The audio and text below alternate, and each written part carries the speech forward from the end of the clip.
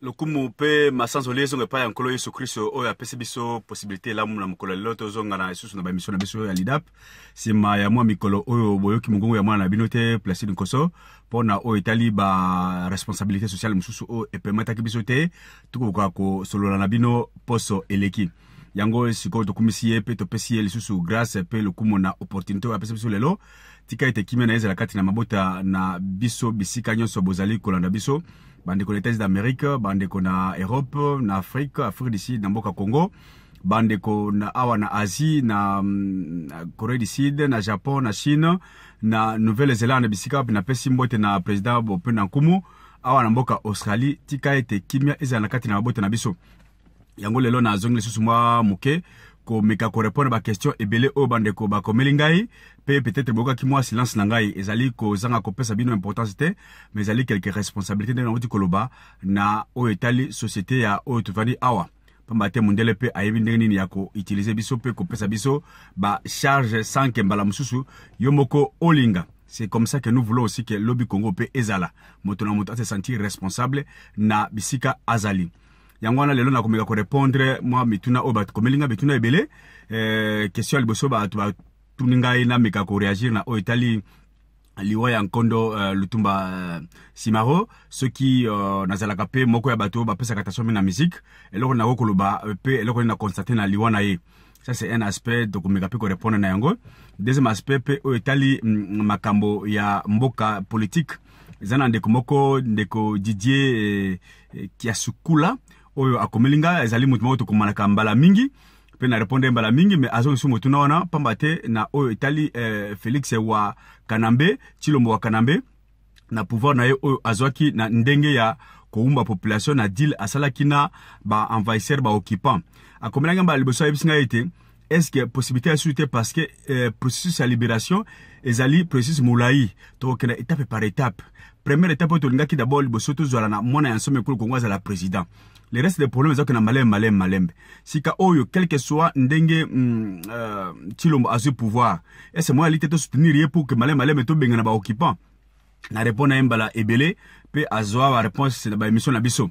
Le là pe azonga lisusu parce que il semble qu'il a trouvé opportunité moko na moko ya ba candidat malheureux na ba élection présidentielle oyo qui passé ko sa madenema awa na kombo ya ndeko Daniel Aleshe Komba oyo atina Twitter na ya le biete atuni ba sali ya Nzambe ba meka ko répondre na équation ya zo comprendre te pourquoi na kati ya makambo Italie fraude la fraude divine oyo ben fraude divine Nzambe autorise qui était Esaú a réussir ko wumba bénédiction pe na kati ya makila pardon Esaú a zanga bénédiction et qui n'est pas avec Jacob oyo azwaki yango na ndenge ya tricherie pe na kati ya makila ya Jacob bakonzi banene na kati ya boyamela biso ba Kristo babotami c'est-à-dire David abotami Salomon abotami et Yesu Kristo moko azali descendant ya Jacob. Pourquoi Dieu a autorisé que la kati ya fraude mobiki si aya ko botama na makila wana? Est-ce il n'y a pas moyen que basali Nzambe ba répondre est-ce moi alite to kanisa mingi par rapport na ozali koleka na kati ya Congo na kotate suko répondre pe na question na ya ndeko par rapport na intervention ya candidat malheureux oyo ya ndeko Alain Daniel Shekomba pe ba tuninga sona réagir na o Italie déclaration ya Papa Molière na oyo alobaki dernièrement na makambo Italie ba nomination ya premier ministre pe interview ba pesa kiye na komika ko réagir ba question ebele pe actualité politique c'est-à-dire retour à Martin Fayulu qu'est-ce que c'est la lobby sima lobby convocation Martin Fayulu na cour de justice makambo ebele to koloba yango la muka ba question ebele mais le temps me permettra peut-être na meka ko répondre na trois premières o na otiko aborder. Alors yambo tena meka ko aborder ba différentes questions na otila bino peut-être mo ba extrait ya ba question na pe koyoka oyo et salemi na bato na par rapport na ba question na pe na Twitter wana ya ndeko Shekomba na intervention ya Papa Molière et peut-être pe na problème ya lutumba simaro bolanda momuke avant que na kota na bosindo ya ba détail na ngai lelo bokolo non Papa Molière za FCC Papa Molière za FCC et bongo IDP ça zana on kabunda zana aza FCC non Parce que on pas la banga. FCC malamu bazali na ba FCC mabe bazali.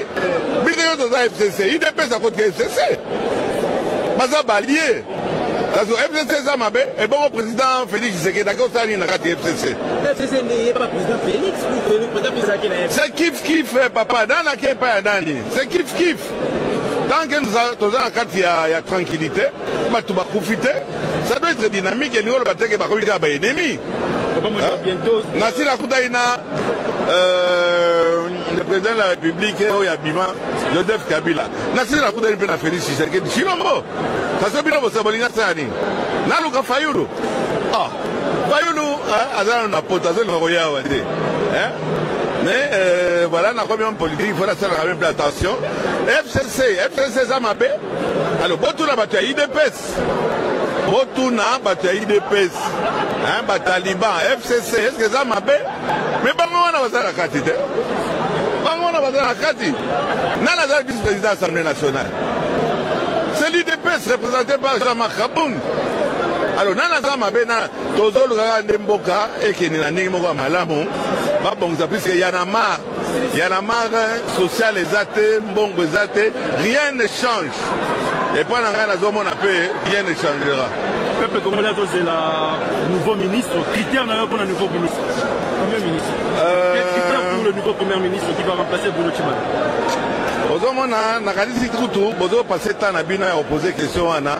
Le premier ministre sera nommé.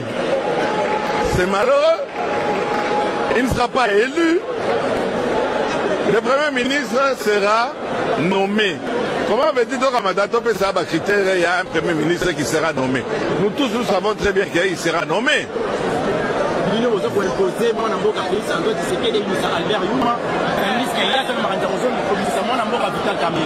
Wana ya bango na Joseph Kabila Kabange ndenge bango nde ba ko décider boni boyeko muzo ba ko sa muninga te boni boyeko ya eko ute pa na bango mibale biso toza nini toyeko tira bango vide na bango se faire sentir mingi te parce que ba sorta ngweza nango uzomona. Donc ce que je peux dire pour la culture ezali lelo musique ezo ne tout en amir bandeko baza na poste bandeko ba ko nommer bango na ministère ya culture na gouvernement oezoya boyamba bato lokola biso toloba esika to uti na ndenge na lobi tozo ne tout en amir so na vanesi mutu na expliquer amona bana ne tozo ne tout en amir omoni zalo kola papa moko atika mbonga kolia mayebisi bana na ye boke ba mikolo tozana mo boulot. Mais moi, je suis en train de me dire que je suis en complet. Je suis en train de me dire que je suis en train de me dire que je suis en train de me dire que la musique est aussi là. Pendant 10 ans d'absence, la production est en pototé. Comment tu peux produire du bien dans mes musiciens et à Bongo? Pouvoir de la chaîne Abisso est en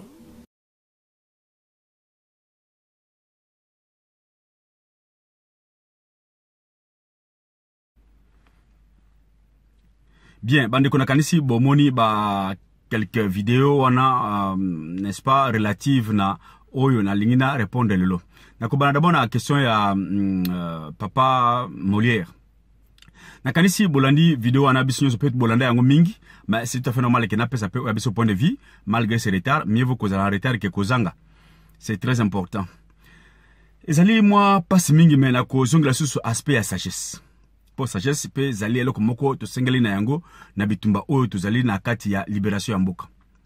Sagesse etini biso surtout lo ba ete soki limbo na yo na kati ya ndako ozali ko loba na ye azali ko yokati azali ko commander azali ko yokati sagesse etini biso ete oke na komona peut-être chacal oyo azalaka na zamba bazali famille moko na limbwa peut-être tant ba koloba na langage ya nature na bango chacal a limbo ko comprendre na sagesse la kisebiso ete soki ozali peut-être koloba na olioloba na ngando zo comprendre yote kena koluka nyama musu na kati ya mai même mbisi omeka koyebisa peut-être mbisi ako faire comprendre na ngando na langage na bango bato ya se ya mai sagesse tindibiso ete soki ozali koloba na kondoko oto bengi pousse nyao azali ko comprendre yote mais kana lokena komona peut-être renard oyebisa renard oyo que peut-être akoya ko faire comprendre na langage na bango mususu en tant que ba nature moko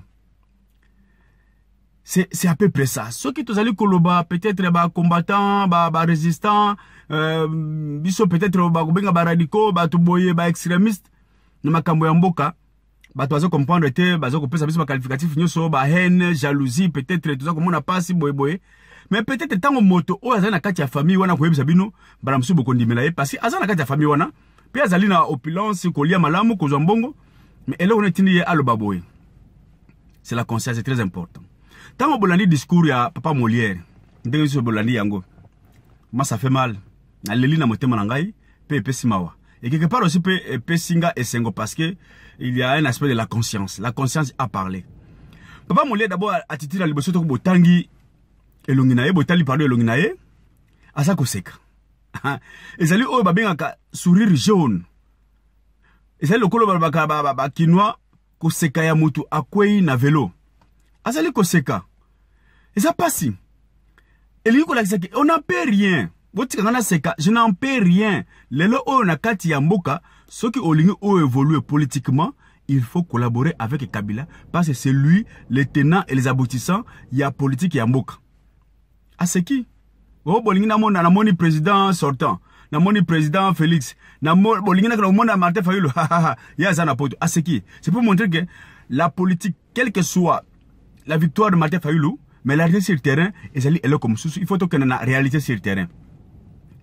La réalité sur le terrain, c'est quoi? C'est que Bissonio Sotozali nommé, tant que tu es premier ministre, bah critères. Alors bien, il n'y aura pas de critères de nomination premier ministre. Premier ministre, il y a choix pardon premier ministre sera nommé. Pourquoi? C'est parce que c'est ça la réalité. Il y a la politique congolaise. Ce que l'Union à la Parlement, bah nommé, ndenge ba nommé ba on soit parlementaire, ndenge ba nommé ba sénateur, ndenge ba nommé ba gouverneur, ndenge ba nommé ba député provinciaux, ndenge pe ba nommé premier ministre, ndenge pe ba nommé ba ministre. Donc, alingi aloba très bien que le lot hypothèque kanambe azali lokola un roi, un empereur oyo azali ko diriger politique, bien que azali sous na point de départ na mutute, mais ati bato yaza ko nommé. Atibato yaza konomé. C'est clair. Donc, ezaka a été bango nyonso. En commençant par Oyazali Leloko Kamba Félix Tshilombo, qui a été nommé, bango nyonso bazali nommé par Hippolyte Kanambe. Et loko alingi koloba, nde yango wana. C'est tout. Donc, ezali mawa, passe mingi, et il ira même plus loin. Yakoloba que, azali pessimiste, il n'y aura pas changement demain. Il est clair. Au moins, la question que le peuple n'espérait pas à un changement na kati ya mboka na biso. C'est-à-dire, biso ba tozu chance à nomination na période oyo to koti na kati ya zungu wana ya kolia, to kolia, to koti na kati ya cuisine, to kolia, to kotuna, to koiba. Mais le peuple n'espérait rien, il n'y aura pas changement. Alors bien, il n'y a pas un avenir social pour la RDC tant que Hippolyte Kanambe sera, n'est-ce pas, à cause de la bouteille hors l'état de nuit na Congo, à cause de la circulation libre na Congo. Alors, une question qui m'arrive en tête par rapport à la réalité, c'est un principe administratif. Le droit administratif, c'est un principe obabengi parallélisme des formes. Il y a droit administratif. Principe on est le bining. Principe on est simple. Le but c'est celui qui nomme, c'est celui qui révoque. Ne peut pas révoquer. Alors, s'il reconnaît que c'est Kabila qui est, n'est-ce pas, à la base, il y a fonctionnement de l'institution. À la base, il y a tout pouvoir dans RDC. C'est lui qui nomme. Mais alors, c'est clair, c'est lui qui nomme, c'est lui qui peut révoquer. C'est-à-dire, les lois, ceux qui Kabila a sepeli, na makambo moko ya bato oye a nommé Azaliko Salate, a ko révoquer. Il va révoquer le président de la République, il va révoquer un député, il va révoquer un sénateur, il va révoquer le gouverneur, il va révoquer les députés provinciaux, ou à respecter l'obité. Tout le monde yango, un perdant des élections, qui n'a plus, n'est-ce pas, ses pouvoirs. L'autorité morale n'est pas un pouvoir politique. C'est une reconnaissance, il y a obédience politique, moko boiba pesimotu. Azali na fonction politique était, mais Azali ko convoquer tous les parlementaires. Ba kena ngakati ko mona e. Lelo opepo moni ndeni a convoqué tous les gouverneurs qu'il a nommés. J'aime cette expression là. Nous sommes tous nommés. Il sera nommé. Tous les gouverneurs qu'il a nommés a convoqué bango. Ba kena ngakati. Lobby sima lobby peuple congolais. Que cela ne vous surprenne pas. que bon monake a convoqué tout le gouvernement, premier ministre, ministre, parce que c'est lui qui va les nommer. Que cela ne vous surprenne pas, il va convoquer le gouvernement, c'est le premier ministre qui sera nommé, alors qu'il a qu'à rendre compte qu'on peut n'est-ce pas, le quotidien, il y a vie politique, il y a RDC. Et il peut toujours être accompagné dans Mouto, Azali ko diriger Mbokalo, il peut être, pardon, Chilombo, Wakanambe, parce que c'est lui le premier de nommer. Donc, on tout va nommer parce qu'il n'a pas inaye, qu'on peut ça y est, qu'on peut ça y est, rapport quotidien, il y a bonne marche, il y a république. Donc, Kabila devient un empereur, devient comme un roi qui nomme et qui peut révoquer à tout moment selon le principe et droit administratif. Alors, peuple congolais, pourquoi Tolingito perd de temps en raisonnant? L'une des grandes erreurs, c'est qu'on tente qu'on pèse sa moto, oyo, il y a le kuta, chance à la vérité. C'est une grande erreur. Moto, on dit qu'il y a toujours le kuta. Mais bon, il faut pèse chance à la vérité. Non, vous perdez le temps. Ça sera un miracle. Alors, avant qu'on s'en moto, le kuta, pour peut-être à la vérité, il faut prier. Bon, le Nzambe, pour que Nzambe qui peut transformer tout homme à n'importe quand, dans toutes les circonstances, à transformer pour la vérité. Mais si vous avez dit que vous la yemoko, vous perdez le temps. Alors voilà pourquoi il faut qu'il n'y ait pas Nzambe politique. Nzambe ya politique ya Congo. Oyo a ko changer moto. Oyo azali ko lobalokuta à la vérité. Alors Nzambe ya politique va bien accueillir peuple. Le peuple c'est le dieu de la politique. Vous allez me dire le petit dieu, hein, pas le dieu créateur. Le dieu de la politique de toutes les nations s'appelle peuple, population. Voilà pourquoi il revient à la population congolaise de se prendre en charge, de se décider pour l'avenir en Mboka. Le quoi va monique politique en Nambé. À la question à maintes reprises. Combien est-ce qu'on a pour la démocratie? Combien est-ce qu'on a pour le développement du peuple congolais? C'est un étranger qui est venu, Rwandais qui est venu déstabiliser, tuer, voler et balkaniser la RDC. Et ayant, n'est-ce pas, cette théorie, ayant cette connaissance, ayant, n'est-ce pas, cette réalité dans Mitunabiso, il n'y a pas raisonné deux fois. Voilà pourquoi j'invite encore les peuples congolais à se prendre en charge, à comprendre que l'avenir de la RDC est dans Maboko Naye. Population, il n'y a pas, n'est-ce pas, à attendre un mot d'ordre de qui que ce soit pour se révolter. Il n'y a pas eu un mot d'ordre d'un leader politique dans le Soudan, dans Algérie, ou bien peut-être dans le pays où c'est la révolution. Tunisie, Égypte, il n'y a pas eu de mot d'ordre. Même dans Burkina Faso, il n'y a pas eu de mot d'ordre. Le peuple se trouve devant une réalité telle que, Balobi, ça c'est inacceptable. On ne peut pas continuer comme ça. On doit, n'est-ce pas, revoir parce que le pouvoir m'appartient. Je dois choisir. N'a pas ce pouvoir n'a pas balingi. Peuple a télémi. Tout ça cause la nine. Ce qui nous a causé la lobby, c'est ma lobby. Chance que tu le vas changer. Et peut-être qu'on va changer. Peuple congolais, tout ça, le Kobomambo Canabiso. Nous devons nous prendre en charge. Et la seule solution, le coup là, l'élection, l'exhibition limite. Il y a changement. Il faut passer par le soulèvement populaire, la révolution. C'est le seul moyen, peuple congolais. Voilà pourquoi, dit-on, c'est vrai, il n'y a pas de mauvaises troupes, pardon, il n'y a que de mauvais chefs. Il faut qu'on ait un chef qui va coordonner les actions, il y a soulèvement populaire. Et chef tout ça, Martin Fayulu, c'est celui que nous avons voté, celui que nous avons tous donné cette chance, il y a Kozala, n'est-ce pas, responsable, il y a soulèvement populaire. Topé ça y chance wana, parce que ezali droit naye à Kamabiso. Alors Martin Fayulu aussi, c'est un homme. Martin Fayulu aussi, azali moto, pe lobby, sma lobby, agoyi peko, n'est-ce pas, ko wumba, ko sala oyo essenga la population te. Il peut échouer, mais tout revient à la population. Donc, comme aujourd'hui, il n'a pas encore trahi, tout respecter mot d'ordre, tout respecter consigne, tout kena tout droit, na oyo, ye alingi, tout ça la pour la révolution populaire, oyo, tout ali koli qui a bisognos.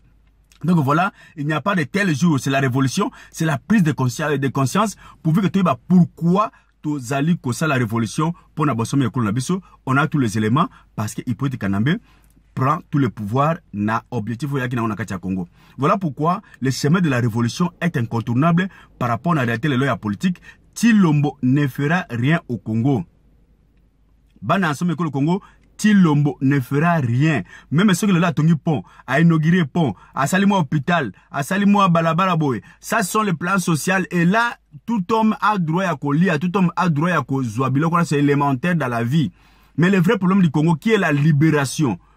Par rapport à l'occupation, il y a des étrangers qui sont incarnés dans Hippolyte Kanambe et qui ont été parce que cette notion de libération est allée dans Moutou Naye T. Voilà encore une raison pour la révolution par rapport à la déclaration il y a Molière on a saisi que est dérangé bino mingité mais est réveillé encore conscience na biso pour na kueba été il peut être kanambe il faut te déraciner na soulèvement populaire au to bengi ba force nyo surtout ba sangana pour na ko libérer mboka batu so bazali acquis n'est-ce pas na principe wana bobenga batu na bino bo sangana pour na to libérer mboka na biso pe to ko bongisa après parce que lelo oyo ezali na sensité to diriger mboka na bapa na kati e polite kanambe Ruberwa Bizimakara bangonyo so wana bazali bato oyo baye na Congo pona ko coloniser biso kozwa biso n'est-ce pas na esclavagisme et non la démocratie. Voilà ce que je peux t'entendre par rapport à discours à Molière oyo ezali déjà un message appelé indirectement pour la population n'attendez rien de nous.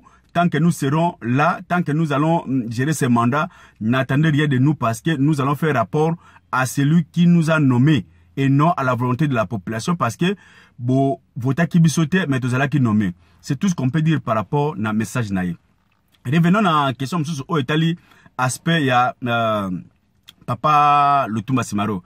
Vraiment, ils allaient pas si ils allaient mengi pena molimo na pena occasion yo na lingina profiter ko pesa ba condoléances officielles na famille biologique na pena famille musicale ba o so bazala ki na nos sincères condoléances pe condoléances na population congolaise nyo surtout pour te perdre moko ya bato oyo atele misi musique ezali eloko moko oyo pesi le kumu mingi na mboka na biso ezala na kati ya Afrique ezala na libanda na diaspora côté tozali awa na mikili ya mindele musique congolaise ezali eloko oyo pesi biso le kumu mingi bien que peu aspect négatif côté la musique distraction to komaki bato moko ko ambiance bozoba ekoti éducation ya bana baby ko lia ko lata et komaki lokola objectif ya via ba congolais à cause ya mal gestion à idéologie musicale ou ba politique ba musicien ba côté sa population. Là c'est un aspect que je ne saurais pas beaucoup commenter lelo mais to linka tout simplement te présenter ba condoléances de Papa Lutumba.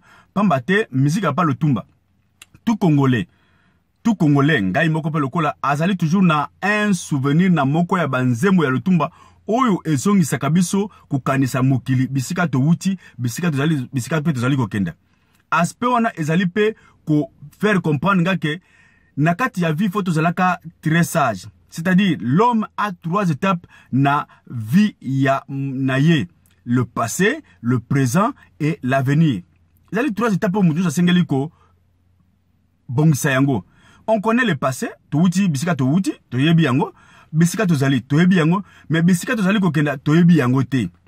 Voilà pourquoi l'homme intelligent, l'homme prudent, l'homme responsable, l'homme providentiel, azali ko travailler tongo me dit pourquoi pona ko préparer avenir enfin que lobbyisme ya lobby kombo na ye etikala.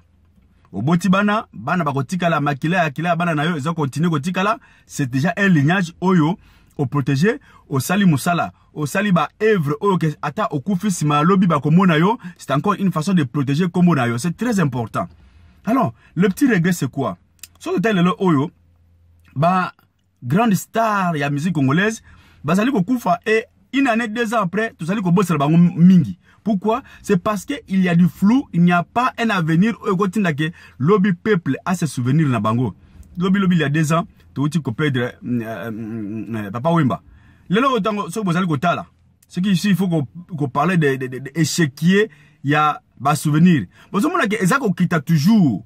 Ça dit bato ça ko bossa Papa Wemba après 5 ans et ko comme histoire ba ko bossa complètement pour ne plus parler de Kester Menea. Madilu to ko ba soutien. Bato na ba limwe. Pourquoi? C'est parce que ils ont joué au temps du présent, du passé, mais batala qui pesa à venir tena o ba qui na ba opportunité musicale. Moutouko Papa Wemba. Est-ce qu'il lui manquait de faire quelque chose tel que de construire peut-être des complexes mokoboye, complexe scolaire, à sali maternelle, primaire, secondaire, voire même université. Ah c'est vrai que ba moyen wana. Il pouvait le faire bien que ça ne paraissait pas si facile, mais au ça comme tel accueillir le bateau monnaie, voilà l'œuvre de Wemba. Mais œuvre Wemba le zalinine. Village Molokai, mais village Molokai ko longa pe munzu pa ko ya ko pesa comme mususu. Voilà encore comment ba musicien bo profiter pour na ko sala eloko oyo ko sala ke lobeso zali ko mona na te pe ba bossa na ko mona yote. Cela peut me conduire aussi à dire que Nabata Okufa, il n'est pas dit toujours que ba grande star wana toujours au cotisation, gouvernement intervention, gouvernement passé dans l'année Félix Oazé, quand on a Koloba, n'a pas que le collabo premier ministre Ambaki Bango, peut appeler des moyens à différentes commissions. Mais on ne doit toujours pas attendre les moyens et le gouvernement. Même la population, il y a déjà capable de moyens et s'il faut que le gouvernement intervienne, à quoi intervenir pour nous supplier. Mais on ne doit pas tout attendre du gouvernement parce qu'il y a des gens. Ça, c'est encore une erreur sociale qu'on doit éviter que toujours gouvernement. Bien qu'il y ait un niveau standard national, mais on ne peut pas tout croiser les bras pour cause le gouvernement. Ce que le gouvernement peut citer. Donc, on doit revoir ça. Et dans quatre interventions, on sait quoi, il y a un journaliste. Alors, bien, c'est que je toujours aspect selon lequel que Azali qu'on regrettait que musique le lot est quitté, ce qui est vrai, parce que musique est dans la Libanate. Le fait que musique est dans la diaspora et diminuer valeur, potentialité, n'est-ce pas, réputation à musique nabiso. Il a raison. Mais la cause c'est quoi? A cause. Pourquoi la diaspora a eu décision à suspendre, n'est-ce pas, un concert sur plan international? Vous le savez, musiciens, vous allez homme simple, vous êtes des leaders d'opinion. Quand il y a musique, il y a la culture à pays. Vous savez quoi? Spécialement, parce que vous avez musique. Vous avez toute tendance à battre. Vous avez bateau, vous allez collaborer. C'est-à-dire, vous allez soutenir PPRD, FCC. Vous avez bateau, vous allez occupant. Vous soutenir FCC, PPRD. Vous avez un bateau, vous résister à la libération en Moka. Vous allez soutenir peut-être la Moka, vous leader ou révolutionnaire. Vous allez faire un mouvement là. Maintenant, vous se prononcez au point de vue dans le premier boy. Vous influencez le reste bandi melayo na point de vue wana. Mais si par hasard point de vue wana otengami, ok na côté yamabe. La conséquence c'est quoi? Obomi bateau. Voilà pourquoi tous les musiciens. Vous savez très bien que Hippolyte Kanambe c'est un Rwandais. Vous voyez mbelaye. Tant que vous avez franc-congolais dans le musée. Bolobi nini? Bolobi ke ba paya ki na mboka biso mesa na kimi na mboka na biso ba ele biso mobulu to benga to sangana to pesa biso mandoki to benga na munguna boye mama nzembo wana. Pourquoi est-ce que munguna wana akenda munguna oya bomi musée wana boyemelaki est-ce akenda c'est celui l'Hippolyte Kanambe, n'est-ce pas? Le lope boyembeli le susu boyembeli le susu bo pesi raïs bo kumisiye. Alors pour placer Monique Sylvain ça ne va pas. Alors pourquoi ça a pesi bino et tout moana? Donc, c'est tout à fait normal. Alors, pour réparer ça, qu'est-ce qu'il faut? Il faut revenir à la case de départ. Qu'est-ce que j'appelle case de départ? Bah, musicien Bosangana. Venez ensemble pour l'intérêt de la révolution, l'intérêt de la population, l'intérêt de la souveraineté nationale. Une chanson commune. C'est un mot très important. Surtout, Essengo. Qu'est demande le peuple? On peut sa réponse, le peuple demande le quotidien, à s'habiller, colia, colata, tout ça, ma condition de vie sociale. Mais c'est la titre que demande le peuple. Le peuple demande les armes. Les armes d'abord. Au lieu de peuple d'abord, les armes d'abord. Que demande le peuple? Le peuple demande les armes. La population demande les armes. Pourquoi? Pour chasser Hippolyte Kanambe, pour se libérer de l'occupation, pour sa souveraineté. Et attention que vous ne pas les ennemis de la diaspora. Nous habitons dans Mboka. Mais il faut se ressaisir quand on a commis une erreur. Il faut se ressaisir. Commencer à réparer l'erreur et par après, tout le monde. Que demande le peuple? Le peuple demande les armes. Pourquoi? Pour chasser Hippolyte Kanambe et les occupants. Ça va passer? Et bien, si on te la porte, peut-être, na bino niveau diaspora et on peut entre nous se parler et puis décision à lever. Commencez par ça. Voilà tout ce que je peux demander. Bon, ça là, yango. Bon, pour na peut-être ndeko Alain Chakomba na tout en aya komi. Ngape na tangi yango. C'est très bien. Na kanisi pe na l'accès na bomoni yango. Ezali très important. C'est un bon raisonnement et c'est une question pertinente et que c'est que na mutu asa mituna. Est-ce que la fraude divine ezali pe plan ya nzamete pona ko kisa posa na ye? Mais eloko na ko meka d'abord ko rappeler ndeko Chakomba d'une façon un peu générale, c'est que dans cette vie toutes les réalités sociales, toutes les réalités physiques ya mokili oyo, ezali na réponse na kati ya Bible. Tout acte que moto akosala peut trouver une justification na kati ya Bible. Omi boma, okukuta na kati ya Bible. Okana koyiba mbongo na banque, okukuta na kati ya Bible. Ozo même mwasi ya moto po botoli muninga muso mwasi na epe oboti na ye. Okukuta na Bible parce que olobake non, David a pris la femme ya soldat na ye, aboti na ye Salomon parce que osali même légion na lokwana. Il n'y a pas une réalité sociale où beaucoup de réponses dans la Bible. Voilà pourquoi la Bible c'est un livre parfait. Parce que toutes les réponses sont dans la carte. Voilà, dans ce sens-là, il ne faut pas profiter. Il y a des erreurs pour justifier la réalité biblique. Parce qu'on a toujours réponse dans la carte de la Bible. C'est ainsi que Nzambe a lobby na ti liboso na yo malamu pe mabe. Mais yo sala malamu pas mate, malamu eko memayo na lobiko. Mabe eko memayo na liwa. Faites-le bien. Parce que même les mal, vous allez trouver une justification dans la Bible. Ceux qui le oyo, au lieu de fraude électorale au salami awa, ya deal ya tilombo, comme une stratégie, une fraude divine, on s'en malgré ça la pon à plan ya Congo. Mais, ça serait un peu difficile, na reste ya vie, na carrière politique na yo, ou bien na reste ba œuvre ba politique ba kosala, parce que tout est justifiable. Même ba détournement, ça justifié dans la Bible. Même ba occupation, ça justifié dans la Bible. Parce que même Bible le bizarre le bique na ko boto la yo. Tango na pesa ki yo, o gérer malamu te na ko boto la yo na ko pesa muto gérer malamu. Même ba parabole ba talent. C'est-à-dire même le Rwanda aussi peut justifier que Congo nza ba pesa biso boto la bino mabelo na pas bobi ko gérer ngote to boto la bino. L'occupation aussi peut prendre ça comme un verset de référence pour na ko occuper biso. Est-ce que c'est vrai? Ce n'est pas vrai ça. Donc voilà pourquoi on prend les versets négativement pour nous justifier la bévue sociale, ce qui n'est pas bon. Mais na côté un peu en particulier na Italie de ko Alain Shekomba que j'appelle camarade Shekomba parce que amana ko lingami to benga camarade, to ko benga camarade parce que c'est un collègue de la promotion. Alain Shekomba n'a pas intervention à moto pour comprendre qui est placé dans Koso. Non. Comme moi, placé dans le n'a besoin de pour comprendre qui est Alain Shekomba. C'est un ami, on se connaît. Aïe na chambre nanga, ngane na chambre na kacha campus. Alain Shekomba azalaki le coordonnateur mokonzi ba étudiant. C'est-à-dire ba élirier comme numéro 1 ba étudiant kacha université de Kinshasa. Coordonnateur. Alain Shekomba mes camarades, n'a rappelé yo. Quelle a été la première décision où yo qui tango comme coordonnateur ba étudiant? La première décision au lobby était na mandé na boy que ba maire généraux ba konzia ba étudiant na niveau homme bazala nommé encore par le recteur ou le conseil administratif de l'université. Parce qu'à l'époque tous les maires généraux étaient nommés par le secrétaire général et à niveau université. Au boy yango au telemi yango to soutenir yo ba étudiant ba soutenir yo. Au sali ne soit ba élection.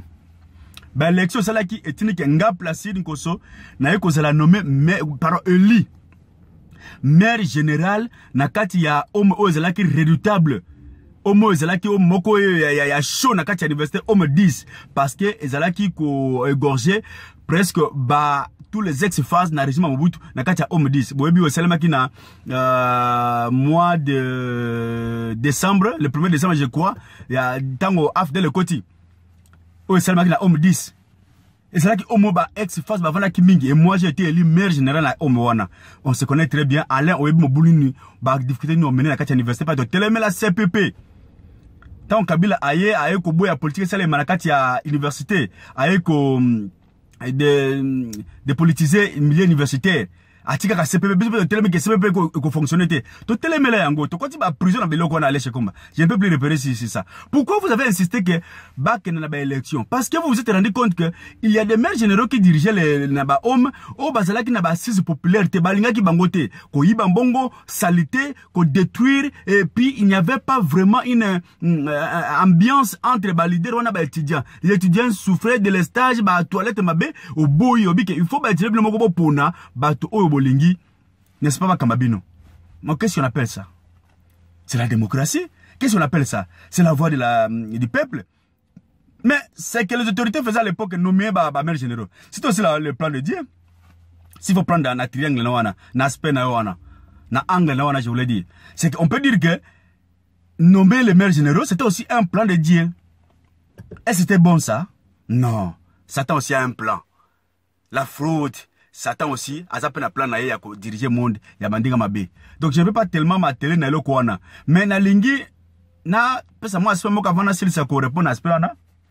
Aspect aux alipé très important sur place spirituelle. C'est que oyeko simba esika moko na katikati. Au côté na katikati, mais il fallait qu'on ait encore plus haut na débit. Si vous avez une histoire biblique de Shekomba, na satellé sur ce point là. On peut remarquer que Dieu a toujours collaboré avec les seconds et non les aînés. Les fils du millier. Dieu a refusé l'offrande de Caïn à Abel. Mon ami Balé. Dieu a refusé Ismaël a eu Isaac. Dieu a refusé Esaü avec Jacob. Dieu a refusé, n'est-ce pas, Jessé na bande tout avec David. Dieu a refusé Absalom avec Salomon. Dieu a travaillé toujours na ba second bien les cadets, mais non la ba aîné. Te même na Jacob et avec Joseph le cadet a tiki ba aîné na ye. Te ko benga na peut-être on va commenter sur l'aspect spirituel où ils allaient débat on a été. Donc, vous comprenez que c'est le plan de Dieu que Ngamo Tonako a introduit pourquoi il a fait ça. Dieu est tellement grand, tellement souverain que ce qu'il fait, exactement, paraît même folie Nabiso. Voilà pourquoi la Bible dit, la sagesse de l'homme, c'est la folie de Dieu. Donc, Makamon est à la Bible, la fraude, vraiment, s'il vous plaît, il faut plus qu'on engage dans un débat politique, parce que là, ils allaient le coup là, pour justifier Bozoba, en prenant la Bible pour ça la la population. Ce qui n'est pas bon, ce qui n'est pas logique, ce qui n'est pas aussi crédible spirituellement et vraiment socialement. Tshilombo n'a pas gagné les élections. Félix a gagné l'élection. Félix est c'est-à-dire reconnaître aussi que Félix n'a pas gagné les élections, mais qu'est-ce qu'on doit faire? Il n'y a pas qu'on doit faire. Voilà pourquoi certains pays n'avancent pas à cause ya kolinga ko construire mboka na kati ya haine, na kati ya médiocrité, na kati ya jalousie, na kati ya lokuta. On ne peut pas bâtir une nation à l'Okuta. Voilà pourquoi même la Bible dit, c'est la justice qui élève une nation. S'il n'y a pas la justice, une nation ne peut pas évoluer. Une nation est vouée à l'échec tant que l'injustice est causée à la base, sous-bassement, il y a des décisions, il y a bonne gestion. Ça ne marche pas comme ça. Voilà pourquoi nous demandons à Tshilombo de démissionner parce qu'il n'a pas gagné les élections et celui avec qui s'allier n'est pas venu pour démocratiser la RDC. Ça ne marchera pas comme ça. Tshilombo doit démissionner. Tshilombo doit comprendre, n'est-ce pas, la volonté primaire de la population congolaise. Volonté on les a exprimée pour doit diriger le pays. Ceux qui alignent et le connaissent les mamalam. Voilà, c'est tout ce que je peux dire. Donc, cela étant, tu peux s'il y a encore chance, bon, revoir encore politique on a, bon aider la population pour qu'il y ait une révolution populaire où ils allaient unique voix pour libérer Mboka Nabiso. Tshilombo ne fera rien tant qu'il restera à côté de Joseph Kabila. Et le soulèvement populaire, c'est le seul moyen pour libérer notre RDC, Lelo Oyo. Tout Simba, tout ce qu'il y a comme arme proportionnelle pour libérer Mboka Nabiso. Que Dieu vous bénisse, vous se souscrire, bon, vous commenter, vous allez on a des émissions pour répondre à 6 plans politiques, où est allé la décision à la Mouka Bazui, où est allé le discours à Fayoulou, où est allé la convocation à Fayoulou, où est allé la révolution à Lobby. Je vais répondre à ça, na côté cabinet parce qu'ils allaient engagement autour pour Mboka Nabiso. Souscrivez-vous. Et beaucoup de gens to bengana pour la gloire de notre pays et que Dieu vous bénisse. Ingeta. Merci. Bye.